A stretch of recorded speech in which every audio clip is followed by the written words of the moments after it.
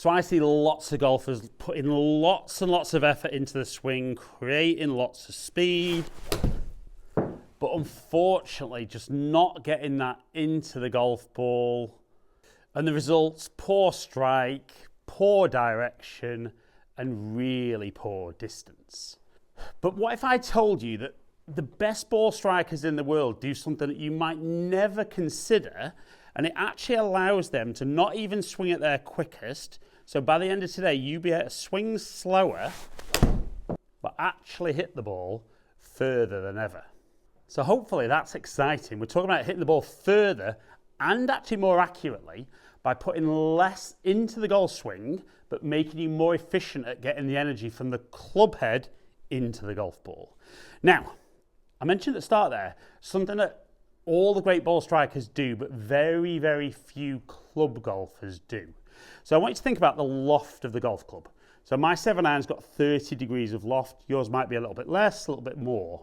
But what you tend to see with poor ball strikers is at impact, they deliver very, very similar loft as they hit the ball as the club has statically. And yet the best players in the world almost halve that loft. So if we were to look at most golfers' golf swings who struggle, and certainly their impact position, you'll see as they come back into the golf ball, the handle's pretty much in line with the ball, maybe even a little bit behind, adding loft to there. It also then creates issues with maybe catching the ground first, topping it, thinning it, because we don't control where the low point of the swing is. So what we're going to work on today is we're going to try and halve the loft. So that good one I hit there, 15.5 degrees. So I wasn't quite there, but we could see even with less club head speed, we saw 148 yards carry, 161 yards total. So what we're going to think about is if we were here at address, where would we need to be at impact to have half the loft? So we'd certainly need the handle forward, but we can't just do that on our own. But we could move all of the body this way. And we can see as I start to move my body, the handle certainly starts going forward. And I could feel even more exaggerated. But you can see there, the club face is just starting to open up. And that's where I'd need to just twist the handle, almost closing that club face a little bit. So I always like using technology as feedback, and I appreciate you might not have TrackMan, but there are lots of other launch monitors, little portable ones at driving ranges now. You've got TrackMan range and Top Tracer range that will give you launch angle for the shot. So I would always start off and say, right, some little swings. If I just went kind of waist height, could I move that way and keep that handle forward and just try and get that launch angle almost as low as I can to begin with. And even with that little swing there, we can see 13-degree launch, but already there, 123 yards carry. And I love this drill, even with my golf game, because there we could see my low point was 6 inches ahead, which I never get that far ahead. But we would do a few of those, try to feel that keep that launch angle down. Club face was a little bit more open maybe on that one. Yeah, 4 degrees open, but still 14.5 degree launch and 134 carry. And I'd want to get a real feel for moving towards the target and just twisting that club down, almost try to get those knuckles a little bit more down to the ground and do a few of those little short swings. A little bit thin, so that one launched a little bit lower, but kind of still the feeling I would want. And like I said, for me, that would be obviously too low, but I want to see around 15 degree. I don't mind if by the end of today, as I put a bit of speed back in, it creeps up a little bit. But I certainly don't want to be into the 20s for my launch angle with this. So then we just go a little bit longer, try and get that same feel. Remember, all the length's going to do is put a bit more speed into the swing, but still got to get that movement, keep that loft off at impact.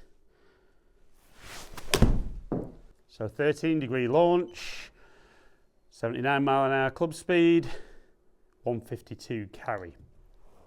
And it is ridiculous when I do this with golfers. They'll almost say they've never seen numbers like that, and yet it still feels much less than a full swing, much less effort than they would normally put in, but they start understanding when people talk about compressing the golf ball, it's how we get the energy from that club head into that golf ball, and less loft always means more ball speed. So again, we do one more, feeling a little bit shorter than normal. See there, 14.7 launch, 77 club speed, and 150 ball speed. Now, I did mention accuracy at the start, so it is amazing when golfers are coming back this way, the club face is normally wide open and they're really cutting across the golf ball. As they work on this exercise, it's amazing how much more neutral the path and the face become, even though they're not really trying to change that, they're just trying to control the loft at impact.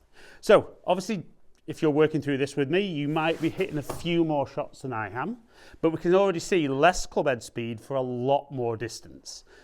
Then the cherry on top of the cake is, can I start putting a little bit more speed and length into the swing, but still feel like I'm going to halve the loft. So we can see 14-degree launch, club head speed actually went up there, but low point 4.6 inches ahead, and 175 carry. Now that didn't feel my best swing, and that would show up with the result. But we saw there, even though I didn't feel super quick, that's right at the top end of where I would normally be with 7-iron.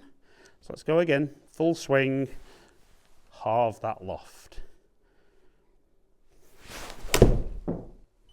That felt tremendous. 88 mile an hour club speed, 3.9 inches ahead. See there, 14.9 degree launch angle and 179 carry.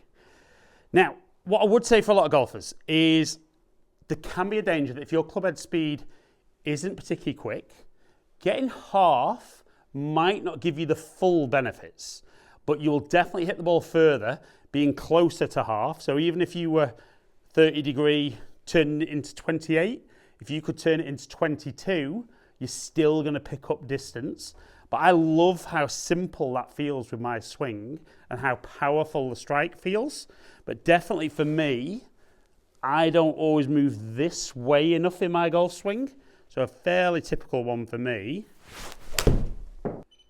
would be 85 mile an hour, 1.5 inches ahead, 19.6 launch, and 169, call it 170 carry. And before you comment below, I'm not disappointed with that. But I know that the move I was doing before, I create more club speed, low points further ahead, I launch the ball lower, so I actually hit the ball further. And for me, with that feel, definitely feels that the hands are doing less of this through the bottom. So I feel I've actually got more control on that club face. So let's go one more full one. Try and get half the loft at impact. Didn't quite get it. I didn't flush that one, but great numbers, 88 club speed, 4.5 inches ahead, 16.6 launch, and 165 carry. So try and remember, for all the positions we talk about in the golf swing, the only one that really counts is impact. And like I said, most poor ball strikers, whatever the loft on their 7-iron is, they're very, very similar at impact as they are at address. Whereas the best players in the world from address are about half at impact. Much more shaft lean, much more pressure into that lead leg. This will definitely help if you're a poor ball striker and you need more distance. So watch it again, work through it, comment below and let me know how this has helped your golf. Remember, my videos are always here to help you play better, and always feel free to drop me a little comment on anything else you might want covering about your golf game.